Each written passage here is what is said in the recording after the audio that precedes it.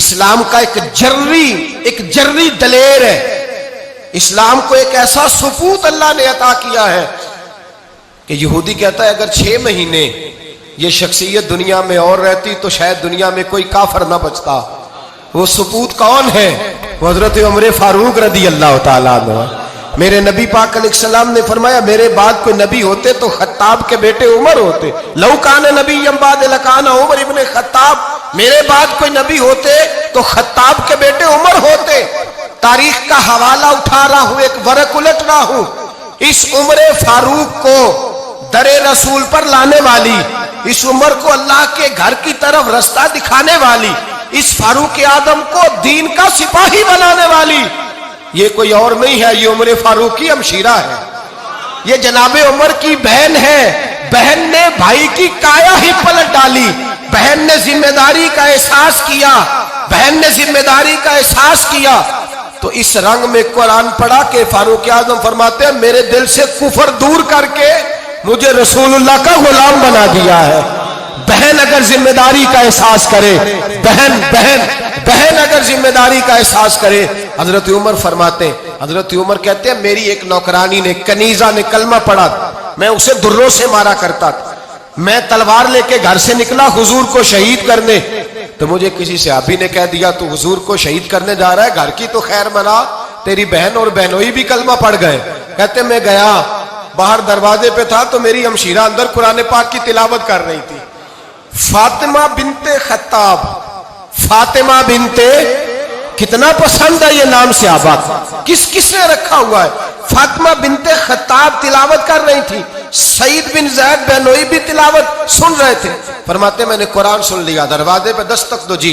बहन ने दरवाजा खोला, कुरान पाक के सफ़े छुपा दिए। क्या कर रहे थे तुम लोग?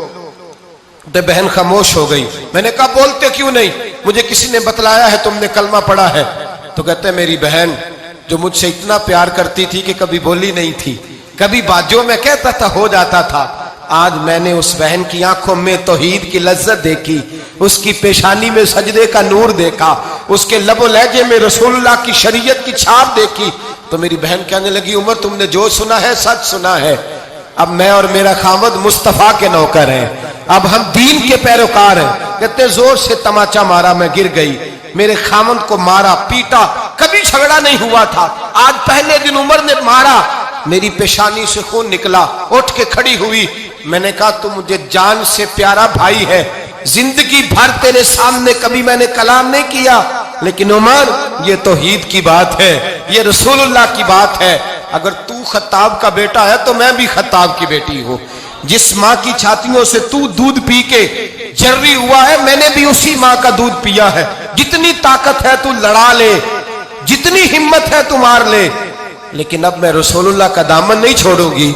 हजरत उमर कहते हैं बहन की कुव्वते ईमानी ने, बहन की कुव्वते इरादी ने, बहन के तवक्कुल और यकीन ने मुझे मजबूर किया।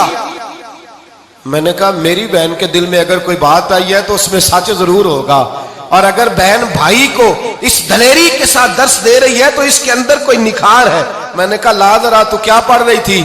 जनाब उमर कहते हैं फिर बहन ने दलेरी वाला जवाब दिया। फरमाया ऐसे कैसे लाऊं? जा पहले गुस्ल करके आ, जा वुजू करके आ, कपड़े बदल के आ, ये रसूलुल्लाह का कुरान है, ये अल्लाह की किताब है।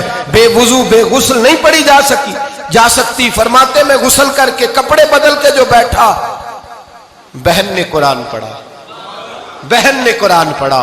अल्लाह करे बहने भाइयों को कुरान सिखाने लगे, अल्लाह करे बहने भाइयों को हदीस सिखाने लगे, अल्लाह करे बहने अपने भाइयों को रसूलुल्लाह के दर पर झुकाने लगे, अल्लाह करे बहन कहने लगे आ जा मिल करके दोनों दीन की। बहन ने कुरान पढ़ा, फारूक आजम रो रो के निढाल हो गए।